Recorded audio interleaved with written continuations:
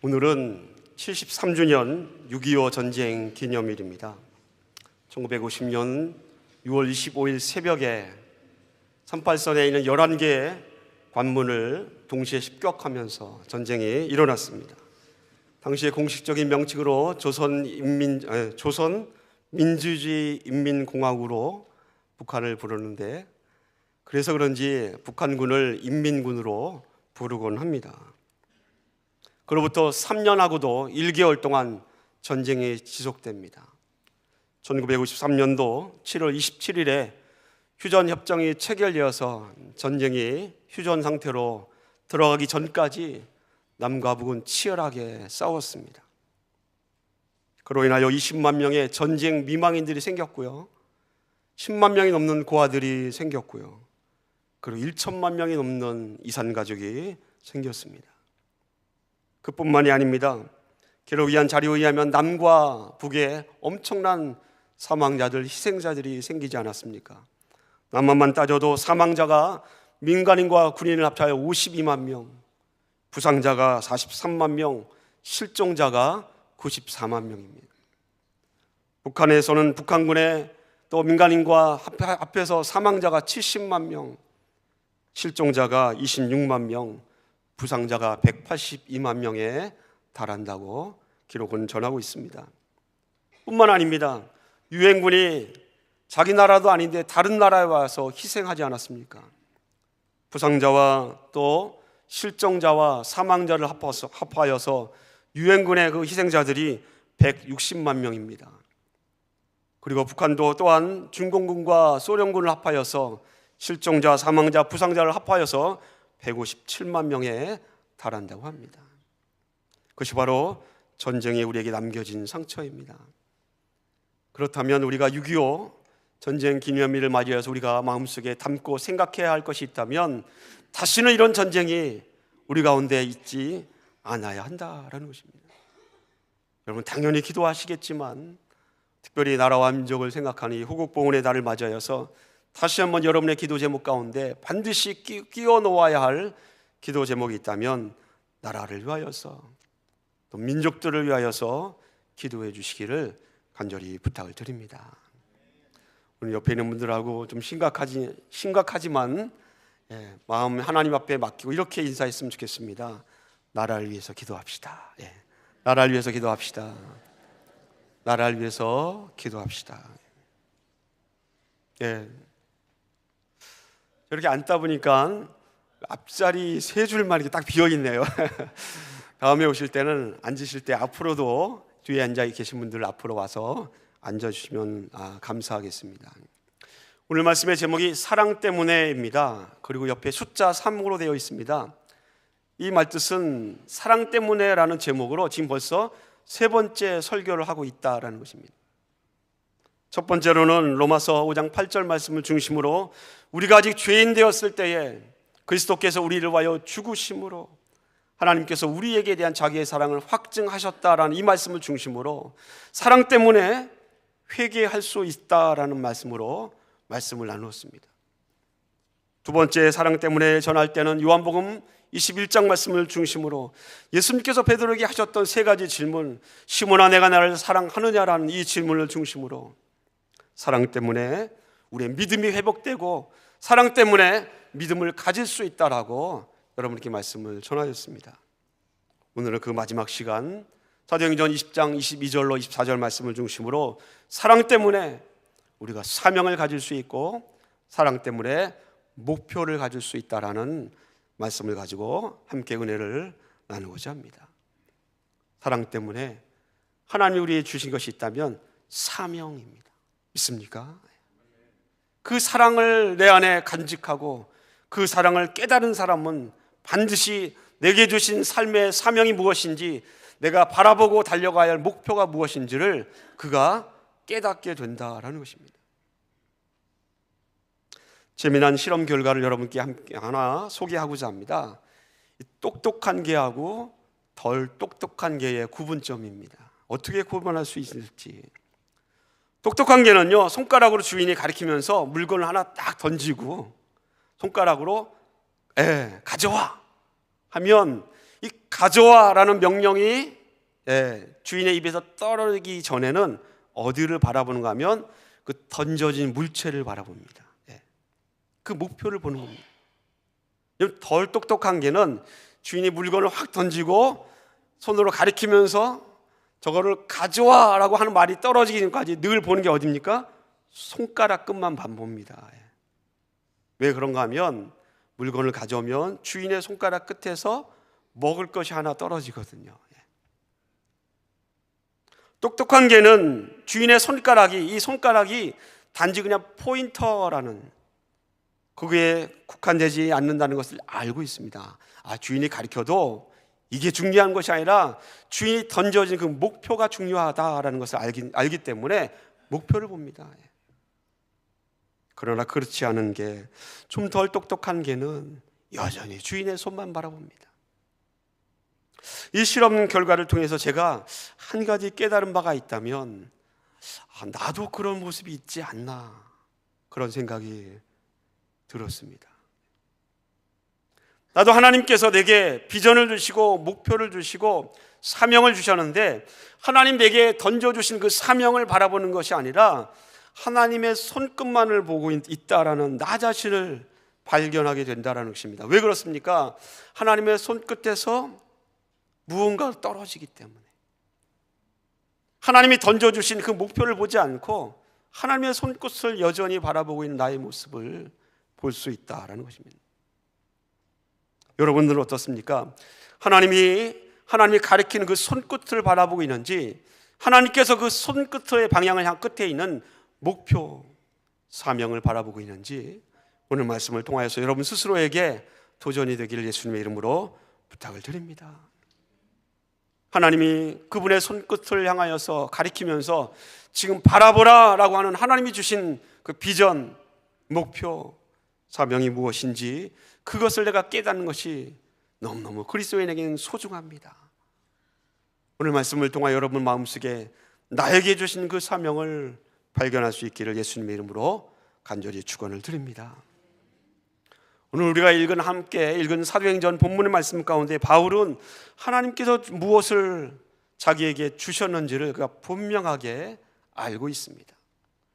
오늘 성경 말씀 사도행전 20장 24절에 보니까 이렇게 성경은 기록되어 있습니다.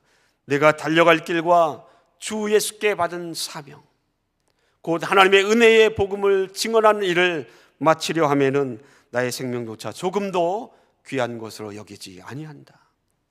이 말씀 가운데 하나님께서 바울에게 주신 사명이 들어있지 않습니까? 그것이 무엇입니까? 곧 하나님의 은혜의 복음을 증언하는 일이라고 바울은 선언하고 있습니다. 하나님 나에게 사명을 주었습니다. 그 사명은 하나의 이 복음을 전파하는 것이 나의 사명입니다라고 바울은 고백하고 있습니다. 그렇기 때문에 이 사명을 감당하기 위해서 바울은 지금 내가 성령에 매여 있다라고 그가 고백합니다. 이 사명을 감당하기 위해서 비록 내 안에 고난이 있고 환난이 있어서 성령께서 나에게 내 앞에는 고난이 있다, 네 앞에는 환난이 있다라고 말씀해 주시는데, 그럼에도 불구하고 나는 이 사명의 길을 달려간다라고 바울은 선언하고 있습니다. 사랑하는 성도 여러분, 이 사울이라는 청년이 이름이 바뀌어서 바울이라는 사람으로 바뀌지 않습니까? 무엇이 이 사울이라는 청년을 이렇게 바꾸어 놓았습니까? 오늘 저와 여러분 함께 사울이라는 청년이 바울로 바꾸어진 것 세 가지를 말씀 가운데 함께 나누고자 합니다. 첫 번째는 사람의 인생을 바꾸어 놓는 것은 바로 사명입니다. 목표다라는 것입니다. 하나님께서 나에게 어떤 목표를 주셨는지, 어떤 사명을 주셨는지, 그 사명을 받은 사람은 그 인생을 다르게 살 수밖에 없다라는 것입니다. 믿습니까? 나에게 하나님이 목표를 주시고 사명을 주시고 임무를 주시면 그 임무를 지켜내기 위해서 내 인생은 다르게 살 수밖에 없습니다. 사명이, 인생의 목표가 사람의 인생을 바꾸지 않습니까? 세상에 많은 사람들 가운데 자기가 또 하나님께서 주신 그 사명을 바라보고 그의 인생을 다른 길을 걷고 있는 수많은 사람들이 있지 않습니까? 미국의 16대 대통령 아브라함 링컨에게 하나님께서 주신 사명은 무엇입니까? 너를 통하여서 노예를 해방케 하리라. 그런데 이 사명을 받았기 때문에 그의 인생을 다르게 살 수밖에 없습니다. 아브라함 링컨보다 같은 시대에 태어났지만 다른 시대를 살았던 이 D.L. 무디는 어떻게 삽니까? 하나님께서 너에게 주신 인생의 사명은 복음을 전하는 것이다. 그에게 주신 그 사명 때문에 D.L. 무디는 복음을 전합니다. D.L. 무디의 아주 절친한 친구 가운데 아주 부자가 있습니다. 그는 미국의 현대적인 백화점의 창시자라고 하고, 그를 통하여 수많은 YMCA의 건물들을 65년 동안 지어나게 하나님께서 축복해 주시고 은혜를 주셨습니다. 그 사람은 바로 존 워너메이커입니다. 링컨과 같은 시대를 살고 D.L. 무디와 같은 시대를 살았던 이 존 워너메이커, 이 부자에게 어느 날 미국의 제23대 대통령인 벤자민 해리슨 대통령이 찾아왔습니다. 그때는 1889년도 이 워너메이커에게 해리슨 대통령이 우리 정부에 들어와서 좀 같이 일합시다 하고 제안을 합니다. 당신이 할 수 있는 게 유통이나 상권에 아주 밝은데 미국의 여러 가지 연락들을 잘 감당하시는 최신부 장관을 좀 맡아주십시오 하고 이 해리슨 대통령이 부탁합니다. 그랬더니 이 워너메이커가 이런지아에 거절합니다. 할 수 없습니다. 그 거절하는 이유가 정말 과간입니다. 나는 정부를 위해서 일하다 보면 날마다 매일 주일마다 교회에 가서 예배를 드려야 되는데 나는 주일을 성수해야만 합니다. 나는 썬데이 스쿨 가서 아이들을 가르쳐야만 합니다. 그가 거절한 이유가 무엇입니까? 주일을 성수하고 주일학교 교사로 봉사해야 하는데 내가 최신부 장관을 하면 일을 할 수 없게 됩니다. 그래서 나는 할 수 없다라는 것입니다. 여러분, 하나님께서 이 부자 사업가에게 주신 사명이 무엇입니까? 주일을 지켜라, 아이들을 가르쳐라 라는 것입니다. 그건 그 사명을 지키기 위해서 자기 대통령이 제안한 그러한 장관직도 그는 거절하지 않습니까? 이런 사람이라면 여러분 어떻게 하겠습니까? 그 사람이 거절한다고 손을 놓는다면 똑똑한 사람은 아닐 것 같습니다. 그래서 해리슨 대통령이 결정한 것이 모든 이 미국 정부의 사람들 가운데 당신만은 예외로 주의를 보장해 주겠습니다. 그렇게 선언합니다. 그래서 주일 보장과 함께 그가 장관직을 맡습니다.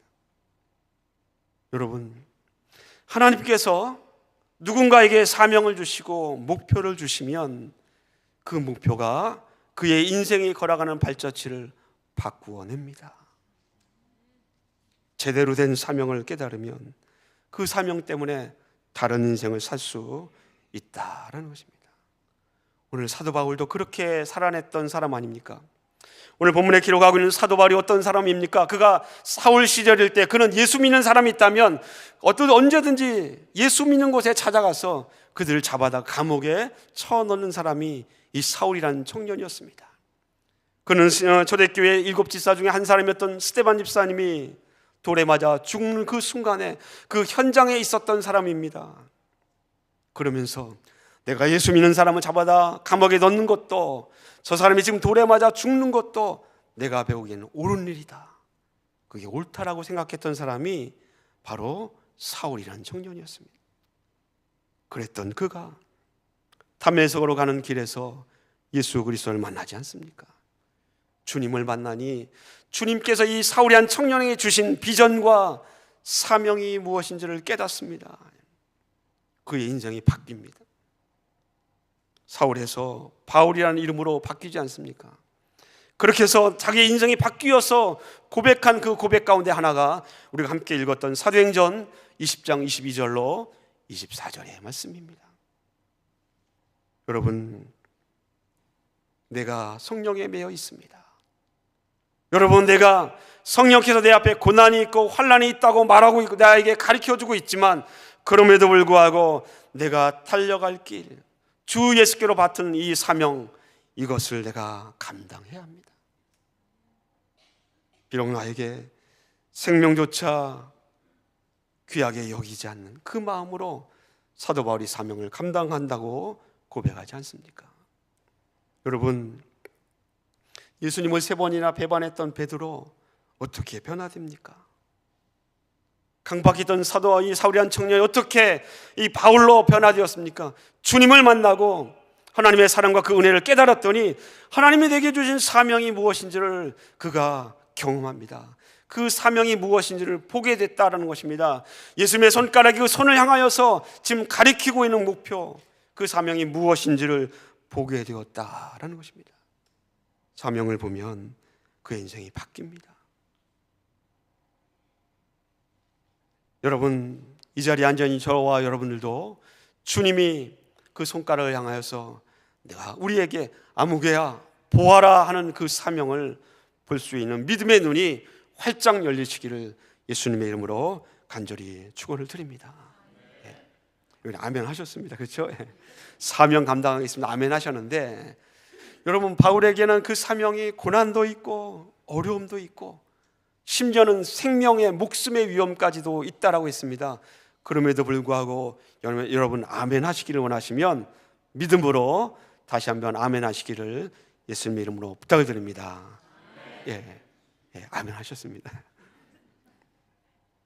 두 번째, 그 사람의 인생을 바꾸는 것이 있다면 사람의 인생을 바꾸는 그 힘의 원동력이 나에게서가 아니라 그것을 바꾸는 그 힘의 원동력은 바로 하나님이다라는 사실을 여러분 기억하십시오. 그 사명이 어디에서부터 흘러나왔습니까? 그 사명이 나로부터 흘러나온 사명이 아닙니다. 내가 만든 사명, 내가 계획한 사명이 아니라면 하나님으로부터 흘러나온 사명 아닙니까? 하나님으로부터 흘러나온 사명이라면 그 일을 이루시고 그 일을 감당케 하시는 그 힘도 원동력도 누구로부터 시작됩니까? 하나님으로부터. 힘의 원동력이 하나님에게 있다라는 것입니다. 사람의 인생을 바꾸는 목표가 하나님으로부터 흘러나왔다면 그 인생을 이끄시고 그 사명을 감당케 하시는 힘도 능력도 하나님이라는 사실을 여러분 기억하십시오. 그래서 오늘 본문에서 바울은 22절 말씀에 내가 성령에 매여 있다라고 그가 표현하고 있습니다.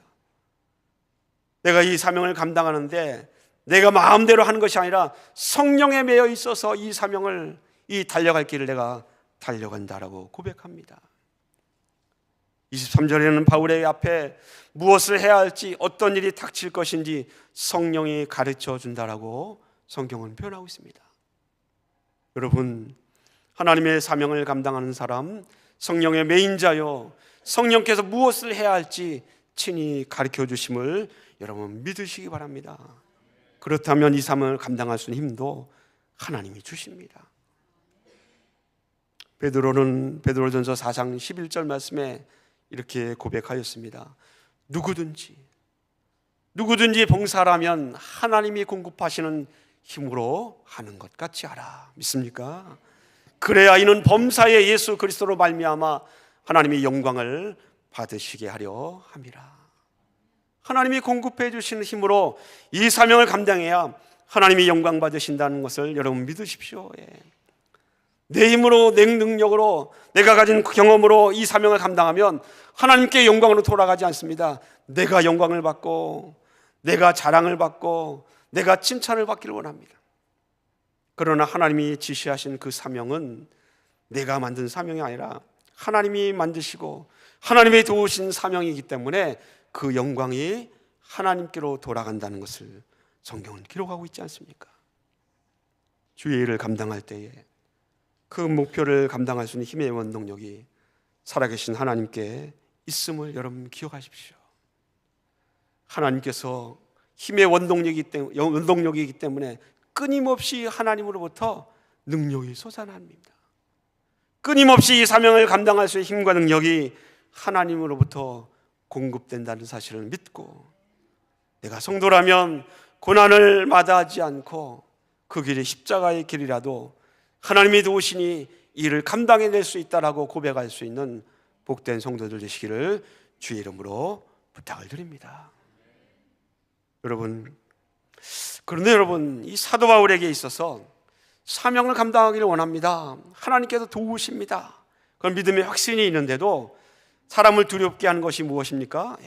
고난도 견딜 수 있고 메마른 것도 견딜 수 있는데 마지막 단계에서 가장 견디고 힘든 것이 있다면 죽음 아닙니까?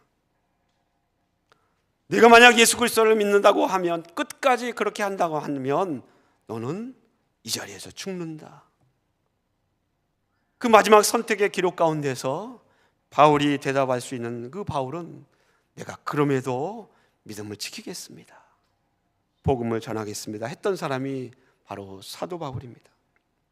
그렇게 본다면 오늘 본 말씀에 내가 이 사명을 감당하려 할 때에 생명조차 귀하게 여기지 아니한다라는 이 바울의 고백 가운데는 바울은 생명이라는 것이 그에게 있어서는 그 정의가 달라졌다라는 것을 볼 수 있습니다. 바울에게 있어서는 생명의 정의가 다릅니다. 사람의 그 인생을 바꿀 수 있는 마지막 세 번째는 생명에 대한 새로운 정의가 사람의 인생을 바꿀 수 있다라는 것입니다. 내가 지금까지 걸어왔던 길, 그 인생이 하나님이 인도하신 사명의 길, 새로운 인생의 길을 걷기를 원한다면 내가 이제부터는 생명이 무엇인가라는 그 정의를 바울처럼 다르게 생각해야 한다라는 것입니다. 오늘 사도 바울은 생명조차 주의 일을 감당하기 위해서는 두려워하지 않는다라고 말씀하고 있습니다. 이 세상에서 가장 두려운 사람이 어떤 사람입니까? 죽음을 두려워하지 않는 사람입니다. 죽음을 두려워하지 않는 사람. 총알이 빗발치는 전쟁터에서 소대장이 돌격이라고 외쳤을 때에 몸을 세워서 앞으로 나가는 것은 죽는 것입니다. 그렇지 않습니까? 수천 발의 총알이 지나가는데 어떻게 돌격할 수 있습니까? 그런데 군인들은 돌격을 합니다. 거기에는 용기, 사기라는 문제도 있지만 옆에서 전우가 죽을 때에 돌격하지 않을 수 없습니다. 친구가, 전우가, 동료가 죽으면 돌격하지 않습니까? 죽음을 두려워하지 않는 사람처럼 이 세상에 무서운 사람은 없습니다. 역사 속에서는 죽음을 두려워하지 않은 수많은 사람들이 등장합니다. 그 가운데 한 사람이 바로 사도 바울입니다. 바울은 죽음을 두려워하지 않습니다. 왜냐하면 그에게는 생명이 무엇인가를 정의할 때에 그에게는 생명이 다른 사람들이 생각하는 생명과는 다른 정의를 갖고 있기 때문에 그렇습니다. 여러분, 의학적으로 생명이 무엇입니까? 생명이란 호흡이 있는가 없는가에 달려있지 않습니까? 맥박이 뛰는가, 심장이 멈추었는가, 심장이 뛰고 있는가, 심장이 다시 뛸 가능성이 있는가에 따라서 생명이 있다 없다를 결정합니다. 그런데 사도 바울에게 있어서 그 생명의 정의는 다릅니다. 바울에게 있어서 생명이란 육신의 몸에서 호흡이 멈춘 것이 생명의 끝이 아닙니다. 생명이라는 바울에게 있어서 그리스도와 함께 있는 것이 그에게 있어서는 생명입니다. 믿습니까? 왜냐하면 예수 그리스도께서 바울에게 있어서는 생명의 원천이기 때문에 그렇습니다. 그래서 육신의 호흡이 끝난 후에도 주님과 함께 있을 수 있다면 바울에게 있어서는 그것이 생명입니다. 바울은 갈라디아서 2장 20절에 이렇게 기록하고 있습니다. 내가 그리스도와 함께 십자가에 못 박혔다. 여러분, 이상하지 않습니까? 십자가에 못 박힌 그 순간 세상 사람들은 어떻게 선언합니까? 저 사람은 죽었다. 이제 끝났다. 생명은 이제 끝났다라고 모든 사람들이 그렇게 선언합니다. 근데 바울은 내가 십자가에 함께 못 박혔다, 그런즉 그 상황을 뒤집고 있지 않습니까? 그런즉 이제 내가 사는 것이 아니요, 내가 그리스도 안에서 산다라고 고백하고 있지 않습니까? 여러분, 그렇다면 바울에게 있어서는 생명이란 그리스도와 함께 있는 것, 그것이 사는 것입니다. 바울은 생명의 정의를 다르게 하고 있습니다. 내가 내 육신의 호흡이 끝나도 그리스도와 함께 있다면 그것은 나에게는 사는 것이다 라는 것입니다. 믿음 안에서 사는 것이다 라는 것입니다. 사랑하는 성도 여러분, 바울에게 생명은 예수 그리스도와 함께 하는 것이 생명이요 주님의 내 안에 거신 그것이 바로 육신이 아무리 힘들고 어렵고 고난 가운데 있다 할지라도 주님과 함께 있다면 나는 살아있는 것, 그것이 바울의 생명에 대한 정의입니다. 이런 사람은 막을 수가 없습니다. 죽어도 괜찮다고 얘기하니까요. 난 죽어도 괜찮다. 왜? 내가 죽어도 나는 그리스도와 함께 사는 것이다. 여러분, 저와 여러분 마음 가운데, 우리의 믿음의 고백 가운데도 내 육신은 심장이 멈춰도 끝난다 할지라도 주님과 내가 함께하면 내가 영생이 있으며 생명이 있음을 믿으시기를 예수님의 이름으로 간절히 축원을 드립니다. 오늘 6.25 기념일이기 때문에 6.25 때 생명을 바쳤던 기독교인들을 한 가지, 그 이야기를 한 가지 소개하고자 합니다. 1908년도에 유진벨이라는 선교사님이 전라남도에 복음을 증거하러 다닙니다. 그러다가 전라남도 영광군에 교회를 세우게 됩니다. 그들이 복음을 받아들였고 그 가운데 교회를 세우게 되었습니다. 그래서 염산리 교회라는 교회를 전라남도 영광군에 세웁니다. 일제시대를 지나면서 이 영광군은 정말 일제의 그런 여러 가지 탄압에 대해서 맞서서 나라를 사랑하고 또 자기 자신의 신앙들을 지켜냈던 그러한 군이기도 합니다. 6.25 전쟁이 터졌습니다. 북한군이 밀려와서 부산 지역만을 남겨놓고 낙동강 방어선을 남기고 남한의 전 국토가 북한군의 수중에 넘어갔습니다. 3개월 만에 인천 상륙 작전이 성공해갖고 남한 지역에 있는 북한군이 북쪽으로 후퇴하지 않습니까? 후퇴함에도 미처 후퇴하지 못한 북한 군대가 남아 있습니다. 여러분 잘 아시는 지리산에도 들어가 있고, 그 가운데 한 도시가 영광군입니다.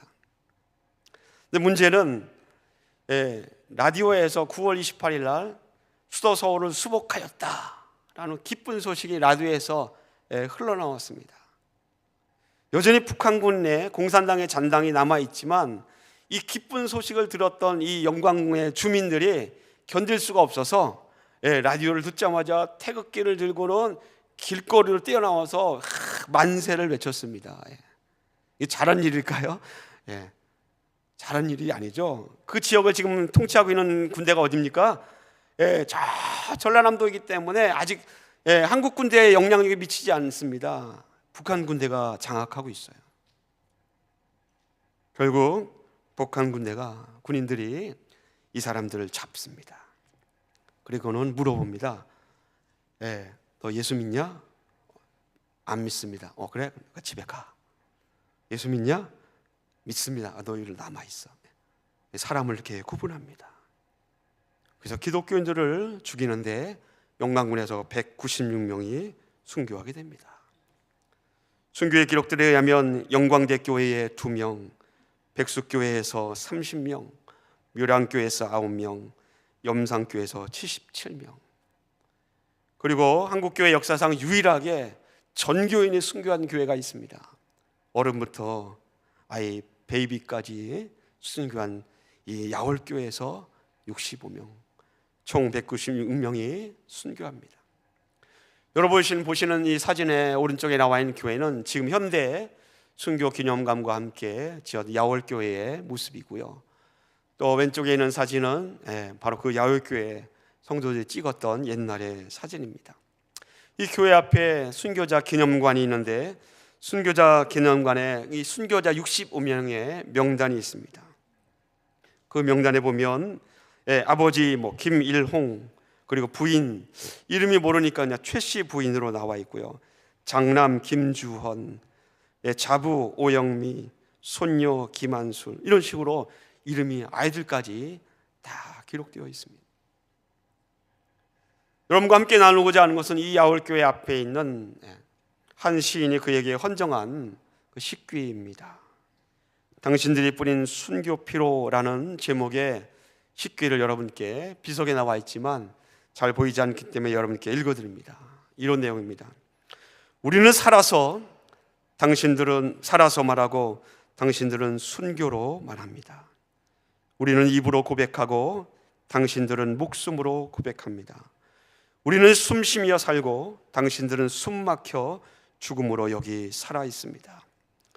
6.25 동란의 광풍, 형제 심장에 총을 쏘고 칼로 찔러 피투성이로 쓰러지는 이 한반도를 가슴에 안고 하늘 향하는 믿음 하나로 논도 밭도 강도 바다도 마음도 예배당도 하늘도 땅도 남김없이 불타는 것 보며 더러는 바다에 생수장되고 더러는 묶여 웅덩이에 생매장 당한 야월교회 65명 전교인 순교자들이여, 그렇게 심장이 터져버린 실로 너무도 가혹하고 끔찍한, 그러나 그날 당신은 침묵의 절기로 드린 거룩한 봉헌의 제물이여, 저기 갯바람 소리 서해 파도 소리로 그 고동 지금도 여기 들리고, 오늘은 당신들이 뿌린 그 피제단에서 우리 같은 엉터리들도 이렇게 풍성한 하늘의 복을 수수합니다라고 비석에 적혀 있습니다.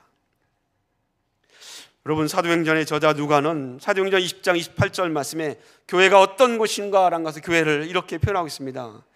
20장 28절 말씀은 하나님이 자기 피로 사신 교회라고 설명하고 있습니다. 교회는 하나님의 성도들의 피로 세워진 것이 교회 아닙니까? 한국교회의 복음이 전파되고 얼마나 많은 사람들이 이 신앙을 지키기 위해서 순교하였는지 모릅니다. 목숨을 버려 신앙을 사수했던 성도들, 그들에게 있어서 생명이란 다른 의미입니다. 그들에게 있어서 생명이란 호흡이 끊어지는 것이 생명이 아니라 생명이란 예수 그리스도를 믿는 것, 그리스도와 함께 사는 것이 성도에게는 생명입니다. 믿습니까? 이 야외교회의 순교 기념관 첫 머리의 입구에 이런 문구가 있습니다. 그 문구는요, 순교는 죽음이 아니고 새로운 시작입니다 라는 문구입니다. 정말 놀랍지 않습니까? 생명에 대한 새로운 정의 아닙니까? 순교하여 죽는다는 것이 끝이 아니고 그것이 바로 새로운 시작이다 라는 것입니다. 그렇기 때문에 생명이 무엇인가, 참 생명이 무엇인가를 아는 바울은 오늘 본문 가운데서 나는 내 생명을 죽음도 귀한 것으로 여기지 아니하고 나의 달려갈 길 이 사명을 감당하겠다라고 그가 선언하는 것입니다. 사랑하는 성도 여러분, 여러분이 알고 있는 생명에 대한 정의를 복음 안에서 새롭게 하십시오. 복음이란 내 호흡이 멈추는 것이 아니라, 복음이 말하고 있는 생명은 내 호흡이 끝이 아니라 예수 그리스도 안에서 여러분의 생명이 계속해서 영원토록 연장된다는 것을 믿으시기를 예수님의 이름으로 간절히 축원을 드립니다. 말씀을 맺습니다. 오늘 말씀의 제목이 사명 때문에, 사명 때문에 내가 회개하게 되고, 내가 그 사랑 때문에 믿음을 회복하고 믿음을 갖게 되고, 그 사랑 때문에 내게 주신 이 사명을 갖고 목표를 향하여 달려갈 수 있습니다. 하나님께서 여러분에게, 하나님께서 그 손을 펼치셔서 여기를 바라보라, 사명을 바라보라고 했을 때에 하나님의 손끝을 바라보는 것이 아니라 그 손의 방향이 가리키고 있는 그 목표, 그 사명을 바라볼 수 있는 복된 성도들 되시기를 예수님의 이름으로 간절히 축원을 드립니다. 여러분, 하나님이 주신 그 목표가 나의 인생을 바꿉니다. 그 하나님께서 나에게 사명을 주셨으면 그 사명을 감당할 수 있는 힘의 원동력도 바로 하나님으로부터 나온다는 것을 여러분 기억하십시오. 그리고 이 사명 끝까지 감당하기 위해서 고난이 있고 어려움이 있어도, 심지어는 죽음의 위기가 있다 할지라도 이 믿음을 지킬 수 있는 것은 내가 그리스도인이 생명이 무엇인가를 참으로 깨달았기 때문 아닙니까? 이 세상이 내가 사는 이 생애의 끝이 아니라 주님과 함께 있는 천국이 있음을 소망하면서 주님과 함께하는 것이 내 생명이요, 그것이 하나님께서 나에게 보장해 주신 축복이요 영생이라는 사실을 내 마음속에 깊이 담고 오늘도 그 사랑 때문에 사명을 감당할 수 있는 하나님의 백성들, 그리스도인들 되시기를 예수님의 이름으로 축원을 드립니다. 기도하겠습니다. 하나님 아버지,